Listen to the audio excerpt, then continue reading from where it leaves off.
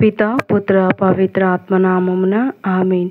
ప్రియ స్నేహితులారా, మీ అందరికీ దేవుని యొక్క ఆశీస్సులను తెలియజేస్తూ సెప్టెంబర్ 17వ తారీఖు మంగళవారం ఈనాటి దివ్య బలి పూజ పట్టణాల ధ్యానాంశానికి మిమ్మల్ందరినీ కూడా ప్రేమతో ఆహ్వానిస్తూ ఉన్నాను. దయగల దేవుడు ఈ యొక్క వాక్యం ద్వారా మనలందరినీ బలపరచుదురుగాక. ఆమేన్.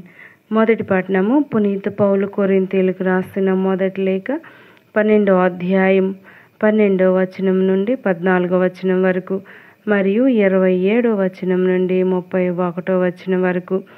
సువార్త పట్టణం లూకా సువార్త 7వ అధ్యాయం 11వ వచనం నుండి 17వ వచనం వరకు.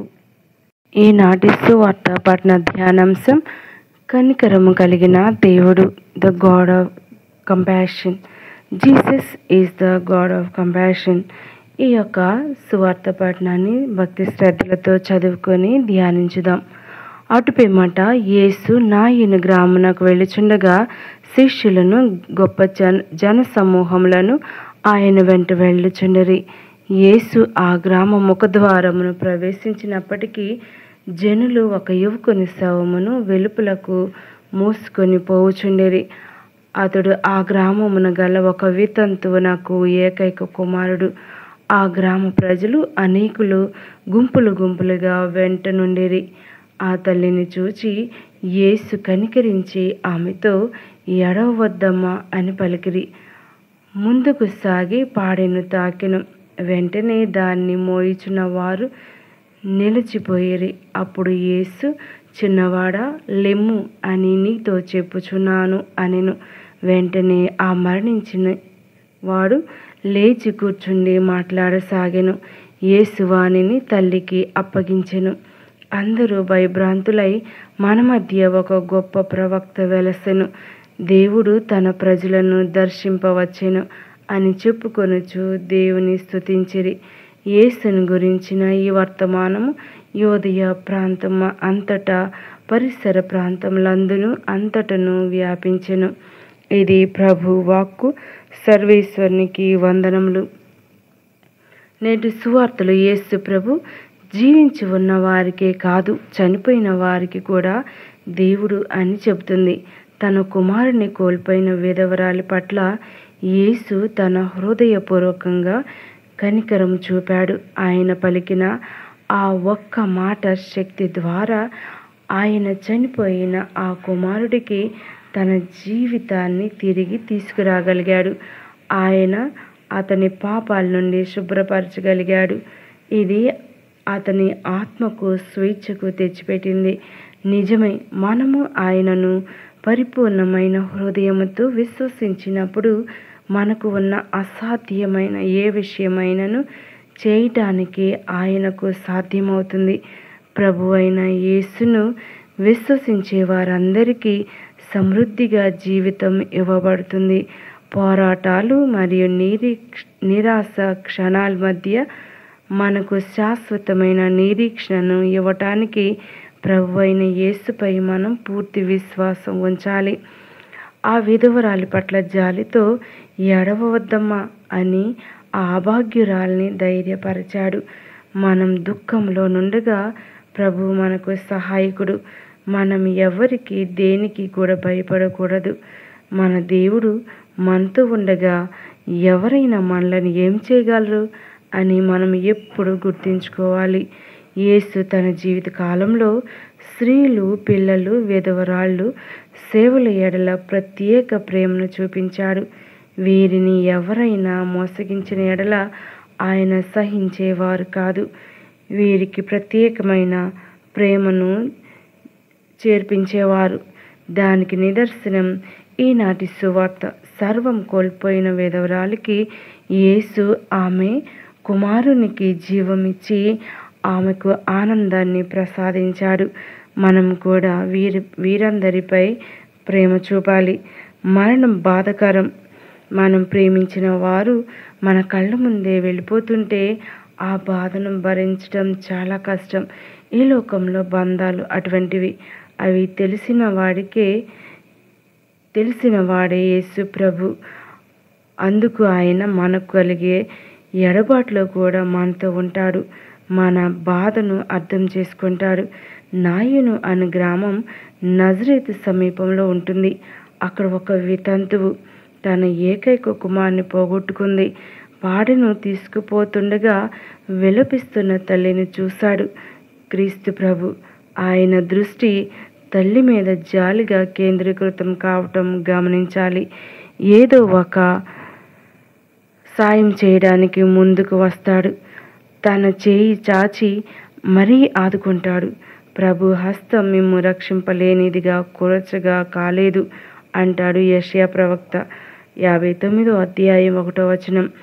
అద్భుతంగా ఆ యువకునికి తిరిగి ప్రాణం ప్రసాదిస్తాడు. ఆ తర్వాత ఆ యువకుని ఆ తల్లికి అప్పగించినట్లుగా వివరిస్తాడు లూకా సువార్తికుడు. అంటే ఈ సన్నివేశమంతా తల్లి పడే ఆవేదన, ఆమెను ఊరడించే ప్రభువు చుట్టే తిరుగుతుంది. చివరికి యువకుని తల్లికి అప్పగించి ఆమె కళ్ళల్లో ఆనందం నింపాడు ప్రభు. మన కష్ట సమయాల్లో, మన ప్రియుల ఎడబాటులో మన హృదయం వేదనను అర్థం చేసుకొని ఊరడించే కరుణమయుడు మన ప్రభు. మనలను ఒంటరిగా దుఃఖంలో మిగిలిపోమ్మని చెప్పడు. మనతోటే ఉండి ఆయన ఆ బాధను అనుభవిస్తాడు. మనతో ఉంటూ ఆ ఎడబాటుకు ఊరట కలిగిస్తాడు. తగిలిన గాయానికి చికిత్స చేసే పరమ వైద్యుడు మన క్రీస్తు ప్రభు. ప్రియ స్నేహితులారా, ఈనాడు మనం నాయనులో ఉన్నటువంటి వితంతువు గురించి నేర్చుకుందాం.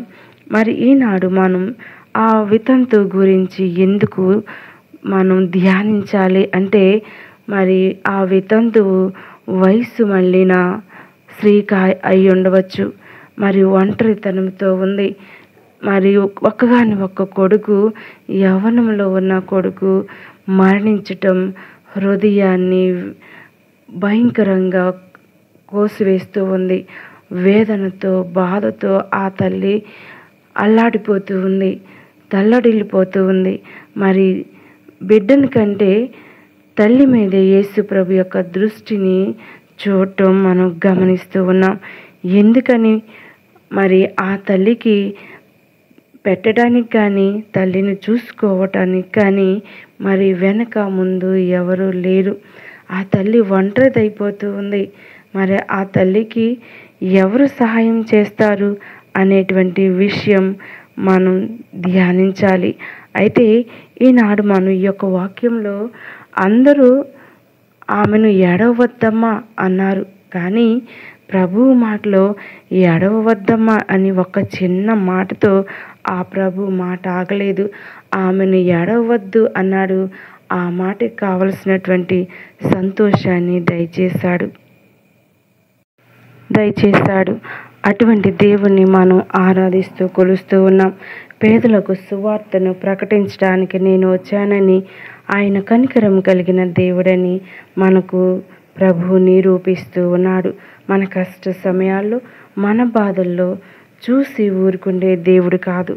మన యొక్క కష్టాలను, బాధలను కడతీర్చి మనల్ని ఓదార్చి ముందుకు నడిపించే దేవుడే మన యేసుక్రీస్తు. అటువంటి దేవుణ్ణి అనుదినం దేవునిలో ఆనందించాలి, దేవుని స్తుతించాలి.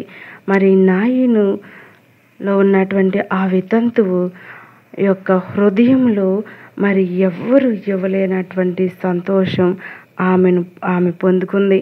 మరి కుమారుడు తిరిగి రావటం అదే ఆమెకు ఒక గొప్ప బహుమానం.